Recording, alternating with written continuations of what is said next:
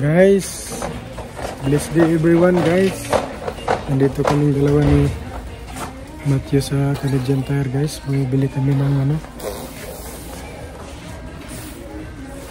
engine filter. Ito pala yung cabin filter at engine filter. Bumili na rin ako ng engine filter kasi yung bala ko sanang i-vacuum na lang yung nandun sa sasakyan luma at hindi nang ibalik, pero naisipan ko na bumili na lang ng bagong engine filter. Papalitan ko na lang yung luma at pati rin yung cabin filter para isang trabahoan na lang, para hindi na ako mag-vacuum. Alright guys, ito, samahan nyo lang kami guys. Mag-ikot-ikot na kami ng Matthew. Yung dalawa lang ngayon sa bahay.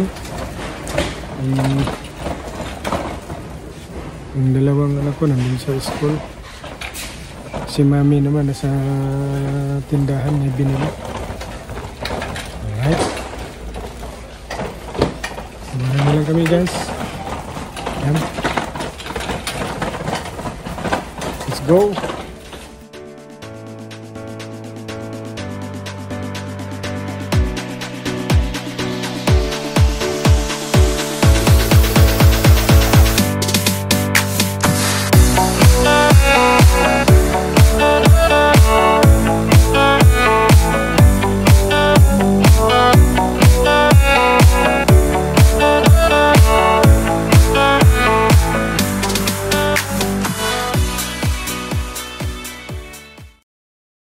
Ito guys, may bonnet dito guys.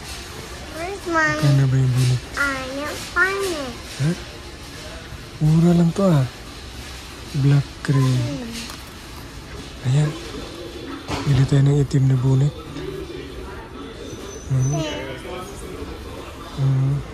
Biki daw siya guys. 9 lang. Alright. Guys.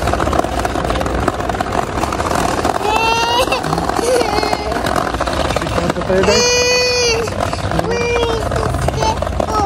Cellphone? Do you like cellphone?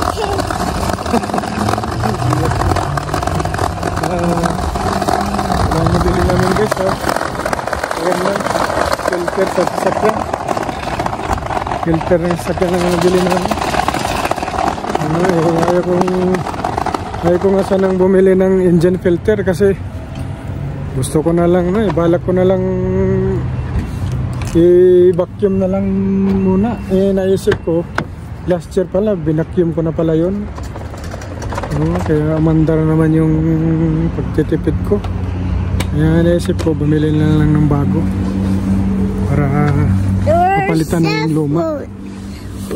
Tapos yung cabin filter yun talaga bago talaga yun kasi mga pasahero natin, mga bata. Kailangan fresh yung hangin na nalalanghap nila.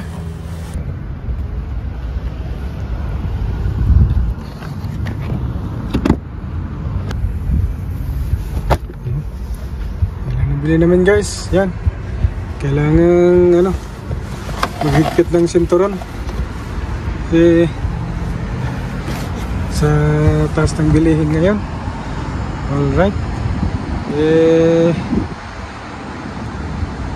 Necessity kasi ang sasakyan dito sa Canada. Hindi pwedeng walang sasakyan. Tulad niyan. Si mami nandun sa store. Isusunduin pa namin. Kung walang sasakyan, paano na? Kung mag-winter pa, nako. Let's go. Guys, nandito na kami sa Value Village kung saan nandito si Ate Esko namimili. Ayan guys, para po doon sa mga bagong dating dito sa Canada or paparating pa lang or nagbabalak na pumunta dito sa Canada. Guys, ito po yung Value Village na pamilihan na second-hand siya guys. Kung sa atin ay ukay-ukay, pero kahit sabihin ukay-ukay siya guys, magandang quality. Tingnan mo naman guys, maraming mga nakaparking na sasakyan namimili.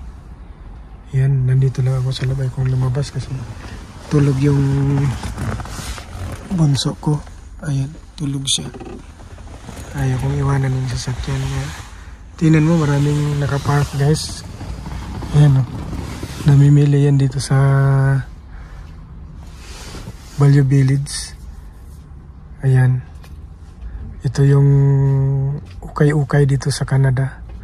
Bali lahat ng mga nagdodonate ng mga items, mga damit, mga kung ano-ano, sapatos, jacket. Yan, dito binabagsak. Tapos bigyan ka ng discount coupon. Tapos pagka ikaw namili dito, may discount ka. Lahat ng mga hindi na ginagamit dito binabagsak. Pero maayos pa guys. Minsan nga yung iba mayroon pang mga tag kasi hindi na sinusuot, tapos dinodonate na lang dito. Ayan na, Community Donation Center, Value Village. Yan guys, dito nga pala tayo sa Hamilton, Ontario, yung lugar namin dito sa Canada. Hamilton, Ontario. Time check po 12:43 ng tanghali. Ayan, 12:43 ng tanghali. Yan, medyo maulap siya. Maulap ang panahon. Malamig. 16 degrees. 16 degrees ang temperature ngayon. Medyo malamig kasi walang init. Maulap lang siya. Ayan. Ayan guys. Martes ng tanghali. Martes ng tanghali ngayon. Ayan, nandun naman yung mga yung bangko. Alright. Hintayin lang natin si Ate Isko kasi namimili siya ng mga jacket, sweater ng mga bata kasi naglalamig na, kaya kailangan mayroon silang maisuot para hindi agad-agad sipunin. Alright guys, hintayin lang natin si Ate Isko.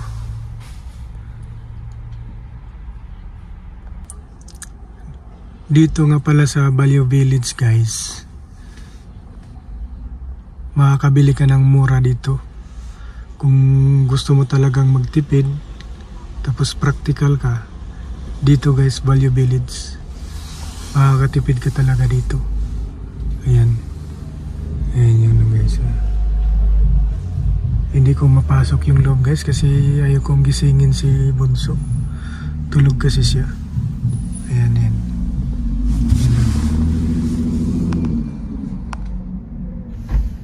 Community Donation Center. Ayan. Ayan guys, kailangan talagang maging practical sa panahon ngayon, sa mahal ng bilihin.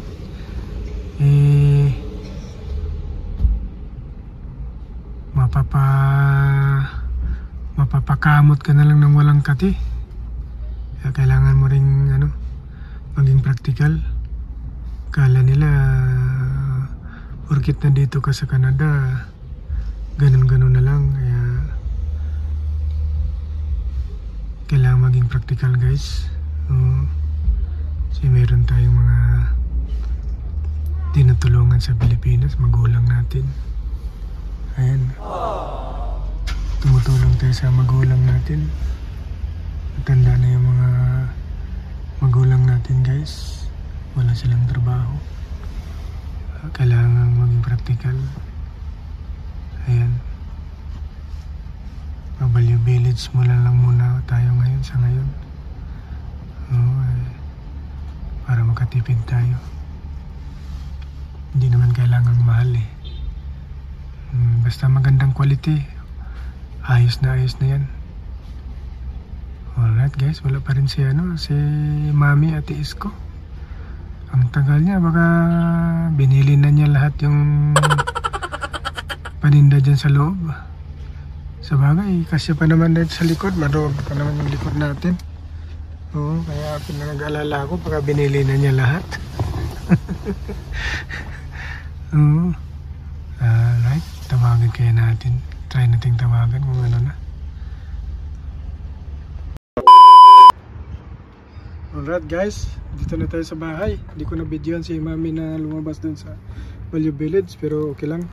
Ito pala yung mga na bili ni mami ni Ate Isko. Ayun, oh. Ayan, may bag. Ayan. Oh. Ayan, may gloves. May bunit pa. Nabili siyang bunit. Oh. Ayan, oh. 5 lang guys. Oh. Ayan, may sapatos. Dami siyang nabili. May bag. Asan yung wallet mo na nabili? May jacket pa. Brand new. Oo, dami siyang nabili. Ayan guys. Brand new daw ito. Pambata. Ayan. Ito pang winter. Kay Isra ito. Mahal yan Ano na pag si Isra. binili. Magkapak-apak na siya sa snow. Ayan. Pwede na yan. Alright guys, dito na si Ate Isko. Ayan, nahiya siya. Alright.